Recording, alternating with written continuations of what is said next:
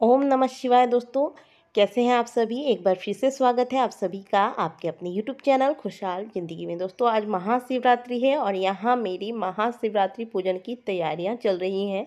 तो महाशिवरात्रि में मात्र एक बेलपत्री चढ़ाकर आप 108 बेलपत्र चढ़ाने का फल प्राप्त कर सकते हैं। साथ ही मनोकामना पूर्ति के लिए यह उपाय बहुत ही विशेष है, जिसका वर्णन शिव महापुराण की कथा के अंतर्गत किया गया है। इस उपाय को केवल और केवल शिव रात्रि वाले दिन ही करना है। महाशिवरात्रि पर इस उपाय को किया जाता है। इस उपाय के लिए आपको लाल चंदन लेना है और लाल चंदन आपको ये वाला ही लेना है, लकड़ी वाला चंदन जो सफ़ेद चंदन होता है। ठीक उसी प्रकार से लाल चंदन भी होता है लकड़ी वाला, जो घस के तैयार किया जाता है।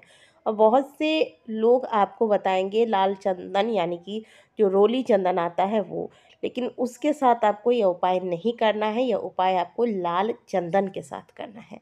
वो है रोली चंदन और लाल चंदन, ये है जिसका प्रयोग शिव पूजा में किया जाता है। तो ये आपको, जैसे आप पूजा की सामग्रियाँ जिस दुकान से लेते हैं वहीं पर आपको ये बहुत ही आसानी से प्राप्त नहीं मिल रहा है, तो आप पीले चंदन या फिर सफ़ेद चंदन का प्रयोग करें, रोली का प्रयोग ना करें। तो ये चंदन आपको ले लेना है और इसे घिस कर इसका पेस्ट तैयार कर लेना है।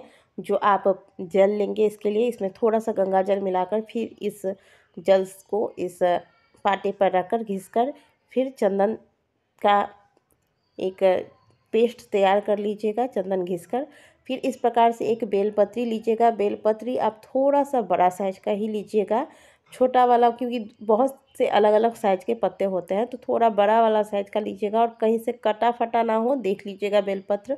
इसे धोकर गंगा जल में थोड़ी देर डुबो के रखें।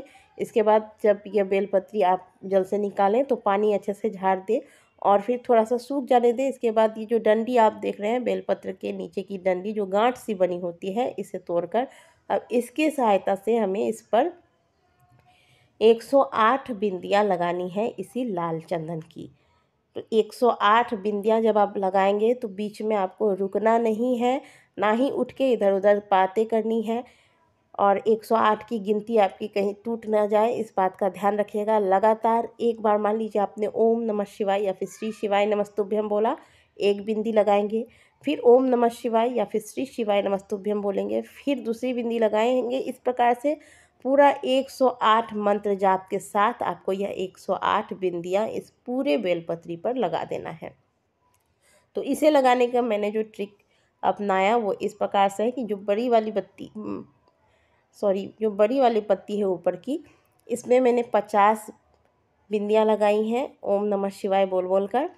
इसके बाद दोनों तरफ जो छोटे छोटे से पत्ते हैं, इस पर मैंने एक तरफ 25 और एक तरफ 25 करके बिंदियाँ लगाई। इसके बाद एक्स्ट्रा के जो 8 बिंदियाँ लगाई जाती हैं, 108 बिंदी इस प्रकार से मैंने पूरा किया। तो इस प्रकार से होता है ना कि मान लीजिए आप गिनती भूल भी गए, तो अलग अलग पत्ते में आपने बिंदी लगाई है, तो आप इस तरीके से गिनती याद कर सकते हैं। ये देख सकते हैं कि कितनी बिंदियाँ आपकी बनके तैयार हो गई हैं। ज़्यादा या फिर कम नहीं करना है, 108 बिंदी 108 मंत्र जाप के साथ इस प्रकार से आपको लगा लेना है। अब गिनेंगे कैसे, तो जैसे श्री शिवाय नमस्तुभ्यम 1, श्री शिवाय नमस्तुभ्यम 2, श्री शिवाय नमस्तुभ्यम 3, इस प्रकार से आप गिनते जाइएगा और 108 तक आपको इस प्रकार से बिंदी लगा लेना है। मुझे ऐसा ये इजी ट्रिक लगा, तो मैंने इस तरीके से गिन गिन के ये बेलपत्र को सुंदर से तैयार किया है, सजा लिया है। अब इस बेलपत्र को आप जब पूरा बिंदी आपका बन के तैयार हो जाए, इसे सूखने दीजिएगा। कहीं इधर उधर किसी दूसरे फूल या पत्ते के साथ ना रखें, ताकि नहीं तो ये बिंदियाँ जो है ख़राब हो सकती हैं। थोड़ी देर में ये 1-2 मिनट में सूख जाएगा। इसके बाद इसे आप रख दीजिए अपनी पूजा की सामग्रियों के साथ, पूजा की थाली जो आप रखते हैं। अब जब आप महादेव की पूजा करने के लिए जाइएगा मंदिर में, तब क्या कीजिएगा, सबसे पहले आप अभिषेक वगैरह जो करना है आप कर लीजिए। सुंदर से आप पूजन कर लीजिए। जो भी चीज़ें आपको चढ़ानी है, समी पत्र, बेलपत्र वगैरह, जो भी अलग से आपने बेलपत्र वगैरह गिन के रखा होगा चढ़ाने के लिए, सब चढ़ा लीजिए, सब पूजन कर लीजिए। इसके बाद यह बेलपत्र लीजिएगा, श्री शिवाय नमस्तुभ्यम बोलकर इस बेलपत्र को महादेव के शिवलिंग पर, जो अशोक सुंदरी वाला स्थान है, उस स्थान पर अपनी कामना कहकर स्पर्श कराना है। ध्यान रखिएगा कि चढ़ाना नहीं है, केवल स्पर्श कराकर, शिवलिंग के कटिभाग से स्पर्श कराकर फिर अब इस बेलपत्र को महादेव के शिवलिंग पर अपनी कामना कहते हुए आपको चढ़ा देना है। जो व्यक्ति इस उपाय को करता है, अपनी मनोकामना इस बीच में आपको अपने मन में रखनी है, महादेव से मनोकामना कहते हुए, या 108 बिंदियों वाली बेलपत्री महादेव के शिवलिंग पर जो व्यक्ति अर्पित करता है तो उसके जीवन में चाहे दुख कितना भी भारी क्यों न चल रहा हो, कितना भी कठिन समय क्यों न चल रहा हो, महादेव की कृपा से दुख कट जाता है। तो इस उपाय को आप आज प्रदोष काल से लेकर पूरे रात में कभी भी कर सकते हैं।